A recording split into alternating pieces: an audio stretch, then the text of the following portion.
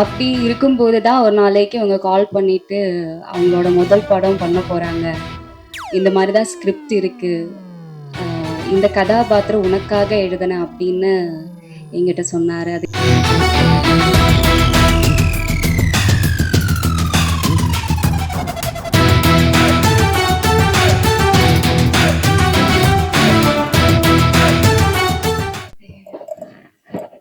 எல்லாருக்கும் வணக்கம். ஃபர்ஸ்ட்டாக நான் சாரி கேட்டுக்கிறேன். கொஞ்சம் சில காரணங்களால் லேட்டாக தான் வர முடிஞ்சிச்சு. சாரி. ஆக்சுவலி எனக்கு தெரிஞ்ச என்னோட டீம் இப்போது ரொம்ப ஹாப்பியாக இருப்பாங்கன்னு நினைக்கிறேன். என்னென்னா ஆல்மோஸ்ட் ஆஃப்டர் 3 இயர்ஸ் இந்த படம் ரிலீஸ் ஆகுது. நாங்கள் 2021 ஸ்டார்ட் பண்ணது. ஷூட்டிங் எல்லாம் முடிச்சுட்டு கொஞ்சம் நாளாக ரிலீஸுக்காக வெயிட் பண்ணிட்டு இருந்தோம். ஸோ லவ் டுடே எல்ஜிஎம்க்கெல்லாம் ரொம்ப முன்னாடி பண்ண படம் இது. And finally Mathimaran is getting released. And நாங்கள் எல்லாரும் ரொம்ப ஹாப்பியாக இருக்கோம். இதில் எனக்கு தெரிஞ்ச மந்த்ரா சேட்டன் தான் எல்லாரையும் விட ரொம்ப ரொம்ப ஹாப்பியாக இருப்பாங்க. ஏன்னா எனக்கு நாச்சியார் டைம்லேருந்து அவங்கள தெரியும். அப்போ வந்து பாலு சாரோட ஏடியாக ஒர்க் பண்ணிட்டு இருந்தாங்க. ஸோ நாச்சியார் பண்ணும்போது அவங்க சொன்ன மாதிரி எனக்கு தமிழ் சுத்தமாக தெரியாது. அவங்களுக்கு மலையாளம் தெரியும். ஸோ அந்த கம்யூனிகேஷன் எல்லாம் அவங்க இருந்ததுனால தான் எனக்கும் கொஞ்சம் ஈஸியாக இருந்துச்சு. ஸோ அப்போ ஸ்டார்ட் பண்ண ஃப்ரெண்ட்ஷிப் ஒரு 6 வருஷமாக அது போயிட்டுருக்கு. எனக்கும் என்னோட ஃபேமிலிக்கும் அவங்க ரொம்ப ரொம்ப க்ளோஸு. அண்ட் நாச்சியாருக்கு அப்புறம் எனக்கு வந்து இண்டஸ்ட்ரி பற்றி அவ்வளோ நாலேஜ் எல்லாம் இல்லை. லைக் எந்த மாதிரி படம் பண்ணணும், இல்லை எப்படி டிசிஷன்ஸ் எடுக்கணும் ஒன்றுமே தெரியாது. ஸோ அந்த டைம்லலாம் மந்திர சேட்டன் தான் எனக்கு ஒரு வெல்விஷராக இருந்தாங்க. அப்படி இருக்கும்போது தான் ஒரு நாளைக்கு அவங்க கால் பண்ணிட்டு அவங்களோட முதல் படம் பண்ண போறாங்க. இந்த மாதிரி தான் ஸ்கிரிப்ட் இருக்கு. இந்த கதாபாத்திரம் உனக்காக எழுதினேன் அப்படின்னு என்கிட்ட சொன்னாரு. அது எனக்கு ரொம்ப ஹாப்பியான ஒரு விஷயமா இருந்துச்சு. I felt very excited. So நீங்கள் ட்ரெய்லர் எல்லாம் பார்த்துருப்பீங்க. இந்த படத்தில் ஹீரோ வெங்கட்டோட ட்வின் சிஸ்டராக ஒரு ரோல் பண்ணியிருக்கேன். இந்த படத்தில் பாடி ஷேமிங் பற்றி இந்த படம் பேசுது. அண்ட் அப்படி ஒரு இமோஷ்னல் ஃபேமிலி ட்ராமாவாக இருக்கும் இந்த படம். அண்ட் இந்த கான்செப்டை எடுத்து இந்த ப்ரொடியூஸ் பண்ணுறதுக்கு எங்களோட ப்ரொடியூசர் லெனின் பாபு சார் ரெடியாக இருந்தாங்க. So thank you to GS cinema international இந்த படம் ப்ரொடியூஸ் பண்ணுறதுக்கும் and for to GS brothers.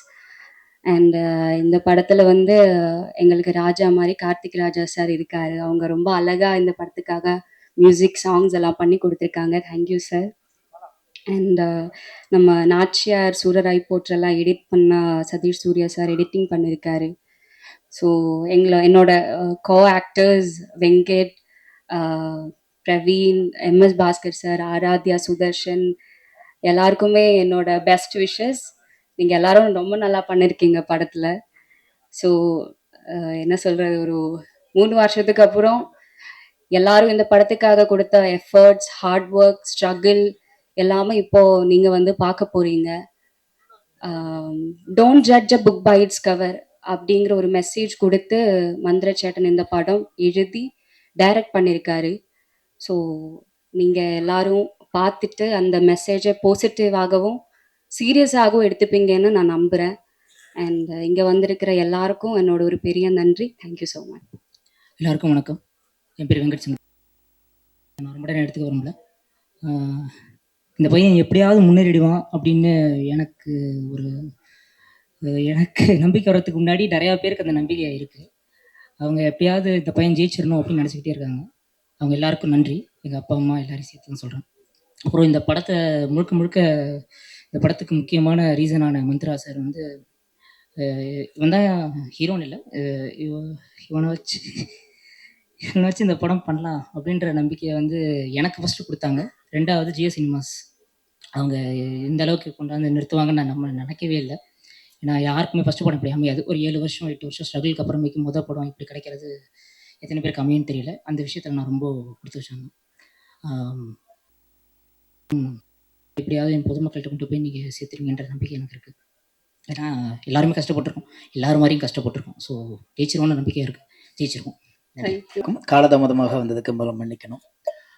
இந்த மேடையில் அண்ணன் காளி வெங்கட் சொன்னது மாதிரி நான் எழுதலை, இருந்தாலும் வாழ்த்து சொல்ல அன்பையும் வாழ்த்தையும் தருவதற்கான மேடையாக தான் பல்வேறு பணிகளுக்கு மத்தியில் ஓடி வந்திருக்கிறேன். மந்த்ராவை பற்றி என்னுடைய மனைவி நிறைய சொல்லியிருக்காங்க. அவங்க எல்லாமே சேர்ந்து அந்த தேடுதல் காலகட்டங்களில் அவர் பட்ட போராட்டங்கள், அவருடைய ஸ்கிரிப்ட் கூட என்கிட்ட ஒன்று இருக்குன்னு நினைக்கிறேன், படிக்க கொடுத்தது. அவ்வளோ போராட்டத்துக்கு அப்புறம் இந்த படத்தை வந்து இன்னைக்கு இந்த லெவலுக்கு கொண்டு வந்திருக்காங்க. மிகச்சிறந்த போராளி, நிறைய தேடுதலோடு இருந்தார் அப்படின்னு. அந்த நட்புல இவர் இன்னைக்கு தான் நான் நேராக சந்திக்கிறேன். ஆனால் அவங்க சொல்லி சொல்லி அவர் மேலே ஒரு பெரிய மரியாதை எனக்கு உண்டு. அதே மாதிரி இந்த படத்துடைய தயாரிப்பாளர் என்னுடைய நெருங்கிய நண்பர். அவர் வந்து இந்த படத்தை நம்பி, மந்த்ராவையும் அந்த கதைக்களத்தையும் நம்பி இறங்கி இன்றைக்கு அதை எப்படியாவது வெளியில கொண்டு வந்துடணும். சில பேர் என்ன செய்வாங்கன்னா, ஒரு காலகட்டம் ஒரு போராட்டம் வரும்போது பயம் வரும். அந்த பயத்தை மீறி இதை எங்கேயாவது நான் கொண்டு வந்து நிறுத்திடணும் அப்படிங்கிற ஒரு அந்த போராட்டம் இன்னைக்கு அவர் வந்து வேற ஒரு களத்துக்கு எடுத்துட்டு வந்து இதை கொண்டு போய் மக்கள்கிட்ட சேர்த்தே ஆகணும்னு அந்த எடுத்த அந்த பெரும் போராட்டத்துக்கான முயற்சி தான் இந்த மேடையாக நான் பார்க்குறேன். உண்மையிலேயே இந்த மாதிரி தயாரிப்பாளர்கள் ஜெயிக்கும் போதுதான் நிறைய புதிய படைப்பாளிகளுக்கான கதவுகள் திறந்து விடும். அந்த நம்பிக்கை எனக்கு இருக்கு. அதுக்கப்புறம் இந்த படத்துடைய கதாநாயகன் இந்த படத்துடைய இந்த நிகழ்வுடைய கதாநாயகன் கார்த்திக் ராஜா.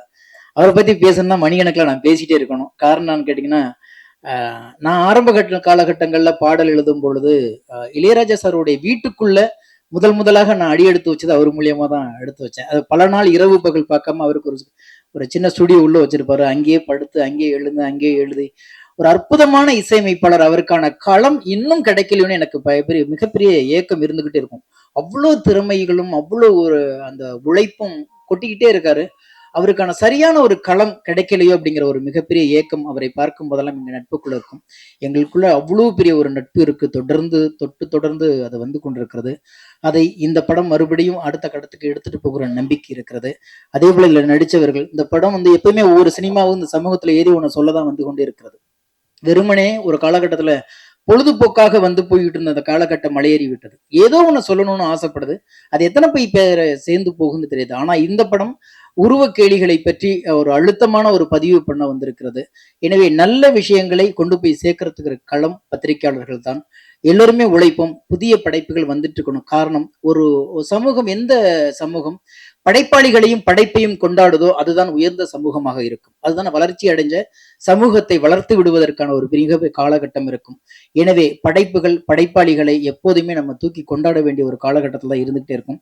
படைப்புகள் மட்டும் புதிதாக இல்லை என்றால், புதிய சிந்தனைகள் இல்லை என்றால், மறுமலர்ச்சிகளும் பரிணாம வளர்ச்சிகளுமே இல்லாம தொலைஞ்சு போயிருக்கும். எங்கேயோ ஒரு இடத்துல இன்னும் நம்ம வந்து காடோடிகளாகவும் எங்கேயோ ஒரு தேடுதலை வேட்டையாடுக சமூகமாகவே வாழ்ந்துட்டு இருந்திருப்போம். படைப்புகள் தான் நாகரிகத்திலிருந்து அடுத்தடுத்த கட்டத்துல புதிய சிந்தனைகளை படைத்துக் கொண்டு இருக்கிறது. எனவே அப்படி வளர்ச்சி அடைந்து கொண்டிருக்கின்ற சமூகத்திற்கு இந்த கருத்தும் வேறொரு களத்தை எடுத்து போகும் என்ற நம்பிக்கை இருக்கிறது. மிகச்சிறந்த உழைப்பாளிகள், போராளிகள் சேர்ந்து ஒரு படைப்பை கொடுத்திருக்கிறார்கள். மக்களிடம் கொண்டு போய் சேருங்கள். நன்றி, வணக்கம், வாழ்த்துக்கள். ஸோ அதோட இந்த பேச்சை நிறுத்திக்கிறேன். நம்ம ப்ரொடியூசர் வாங்க, தயவு செஞ்சு நீங்க கீழே வாங்க சார், ப்ளீஸ்.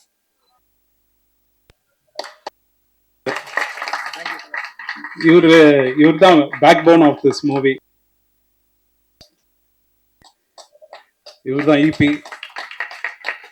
இவர் தான் இந்த படத்தை எனக்கு கொண்டு வந்தது. ஸோ இவருக்கு பெரிய தேங்க்ஸ். நம்ம டைரக்டர் மந்த்ரா, ஹீரோயின் இவானா, நம்ம புதுசாக இன்ட்ரடியூஸ் ஆகிற ஒரு ஹீரோயின், அவங்க ஃபேண்டாஸ்டிக்காக பண்ணியிருக்காங்க.